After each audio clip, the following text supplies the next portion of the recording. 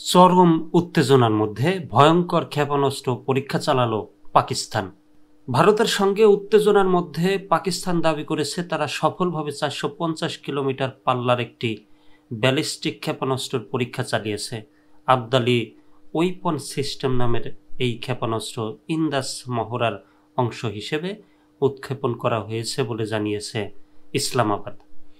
কাশ্মীরের পেহেলগাম সন্ত্রাসী হামলার পর ভারত পাকিস্তান সম্পর্কে উত্তেজনা তীব্রতর হয়েছে।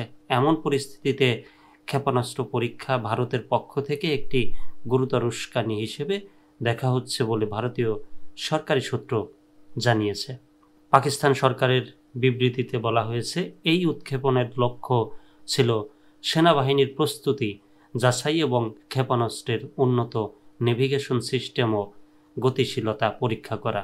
এতে আরও বলা হয়, প্রধানমন্ত্রী শেহবাজ শরীফ ও সামরিক বাহিনীর শীর্ষ কর্মকর্তারা সেনাবাহিনীর প্রস্তুতি এবং প্রযুক্তিগত সক্ষমতার প্রতি পূর্ণ আস্থা প্রকাশ করেছে।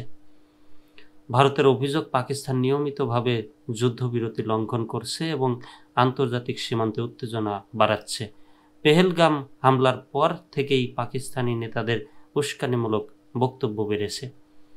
পাকিস্তানের তথ্যমন্ত্রী আতাউল্লাহ তারা 29 এপ্রিল দাবি করেছিলেন ভারত 36 ঘন্টার মধ্যে পাকিস্তানে হামলা চালাতে পারে, যদিও সেই সময়সীমা অনেক আগেই পেরিয়ে গেছে। একই দিন প্রতিরক্ষা মন্ত্রীও বলেছিলেন, যদি কিছু ঘটার থাকে তা 2-3 দিনের মধ্যেই ঘটবে। প্রসঙ্গত, 22 এপ্রিল জম্মু কাশ্মীরের পর্যটন কেন্দ্র বৈশারণ উপত্যকায় সন্ত্রাসী হামলায় কমপক্ষে 26 জন নিহত হন, যাদের মধ্যে ছিলেন একজন নেপালি পর্যটক ও একজন স্থানীয় ঘোড়সওয়ার। এ ঘটনার পর দুই দেশের মধ্যে কূটনৈতিক টানাপোড়েন, পাশাপাশি সামরিক প্রস্তুতিও বাড়ছে। পাকিস্তানের এই ক্ষেপণাস্ত্র উৎক্ষেপণ দক্ষিণ এশিয়ার নিরাপত্তা পরিস্থিতিকে আরও জটিল করে তুলেছে বলে মনে করেছেন বিশ্লেষকরা।